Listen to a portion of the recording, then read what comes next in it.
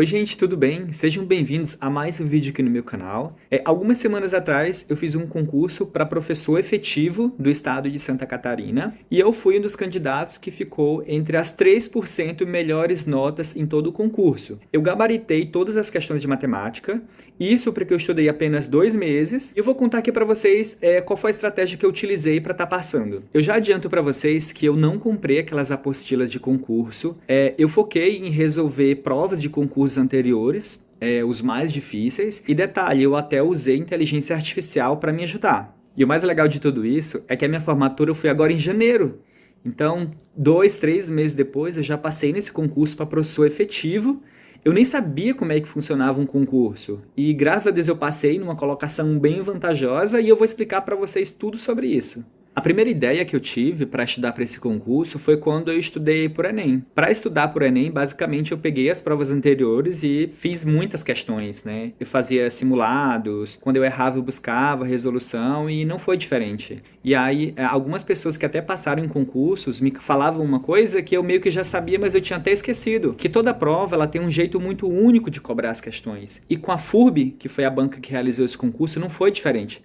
As provas de linguagem, por exemplo, elas têm textos muito grandes e as questões de matemática, elas geralmente são bem difíceis. O meu estudo para o concurso, ele basicamente iniciou pesquisando no site da FURB quais eram os concursos que ela já tinha feito para professor efetivo no estado. E eu vi que ela já tinha realizado um concurso igual em 2024. Daí eu peguei essa prova e eu pensei, poxa, essa prova ela é muito valiosa, porque ela é um concurso para professor efetivo do estado de Santa Catarina, então ela deve cobrar exatamente o que vai ser cobrado esse ano. Então eu basicamente fiz um simulado em casa, cronometrado, em condições reais de realização de prova, vamos dizer assim, né? Então essa é a primeira coisa que eu fiz para estudar para o concurso. Eu acho que o erro de muita gente é fazer o simulado, fazer um simulado atrás do outro e deixar por isso mesmo, né? E eu fiz de uma maneira diferente. Eu só continuava a estudar outras questões, outras provas, quando eu finalizasse aquele simulado que eu fiz. Daí eu fazia o seguinte, eu pegava aquelas questões de matemática,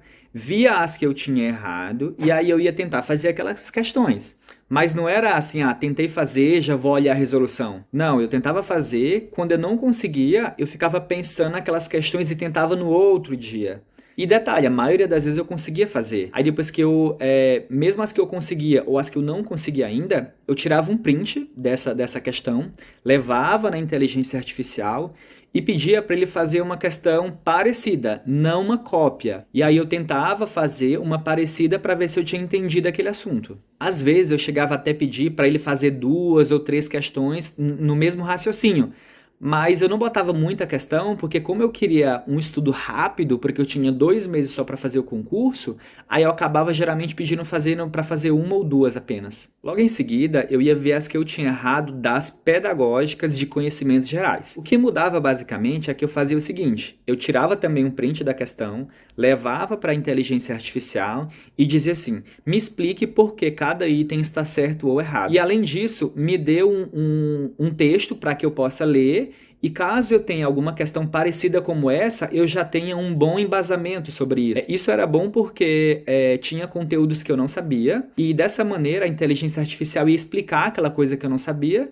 Era melhor do que eu ir pegar textos longos e ler. Eu acho que não é uma forma rápida de estudar. Eu economizava tempo e estudava exatamente aquilo que ia cair na prova. Logo que eu terminei de corrigir essa prova, eu falei com meu amigo como é que ele estudava. Ele falou que gostava de estudar pela plataforma QConcursos. E basicamente é uma grande plataforma em que tem muitas questões de concurso. O problema é que ele tem muitos filtros avançados que eu acho que ao invés de ajudar, eles acabam atrapalhando. Eu tinha dificuldade de achar questões que eram para professor efetivo, eu achava muito para professor substituto, e as questões de professor substituto elas são muito mais simples. Ou então eu achava questões mais avançadas, geralmente de processo seletivo para professor de faculdade, sabe? Então era muito difícil equilibrar. Aí eu acabei abandonando esse estudo pelas plataformas como essa, como a QConcursos, por exemplo. Esse simulado da FURB foi o que eu achei que era muito parecido com o que eu ia fazer.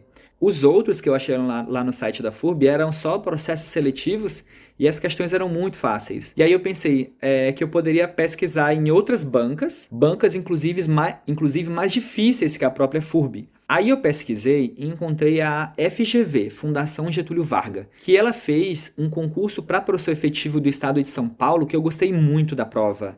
Né? Eu resolvi toda a prova usando essa mesma metodologia que eu falei agora. Outra banca também que eu gosto muito é a Sebrasp. Ela realizou um concurso para professor da Secretaria de Educação do Piauí e eu resolvi também toda a prova. Eu gostei do nível, foi muito bom e eu acredito que me ajudou muito na preparação para esse concurso aqui do estado. A minha rotina ela basicamente se resumiu a ficar resolvendo questões diariamente. 5, 10, mas eu não me preocupava em quantidade. Eu me preocupava em cada questão que eu pegar, eu tenho que resolver, pensar muito sobre ela. Só se eu não conseguir, aí sim eu vou estudar aquele conteúdo, né? Para eu me aprofundar bastante e garantir que eu esteja preparado naquele assunto novamente. Resumindo aqui para vocês, a minha estratégia de estudo basicamente é resolver questões e focar no que realmente vai cair na prova. Então, o que vai cair na prova, eu não fui ver lá o edital e ver os assuntos que ia cair. Dentro das questões, eu via o que caía e fazia mais questões usando inteligência artificial para estudar exatamente aquilo que ia cair.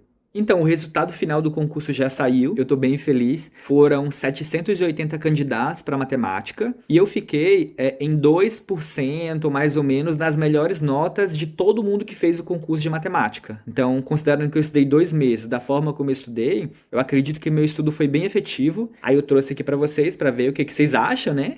E compartilhar com vocês. Pode ser que ajude vocês também. E claro, a forma que eu estudei não significa que é a melhor forma de estudar. Para mim deu certo, né? E tem que ver também o tipo de concurso. Eu não estou dizendo aqui que eu descobri uma forma brilhante de estudar para concurso. Eu não estou dizendo aqui que encontrei uma forma brilhante de estudar. Talvez eu estude até de uma forma superficial e muito objetiva, correndo o risco de, se não cair aquilo, se mudar um pouco ali, eu não ir bem, por exemplo, tá? Mas assim, funcionou para mim, pode ser que funcione para você. Você tem a liberdade de ver o que para você funciona, o que não funciona, como você vai gostar de estudar. De qualquer maneira, eu quis compartilhar aqui, trazer para vocês, né, para ver se ajuda vocês. Eu espero que você goste do vídeo, se inscreva para estar acompanhando mais vídeos aqui no canal. Muito obrigado, seja muito bem-vindo, volte sempre e valeu!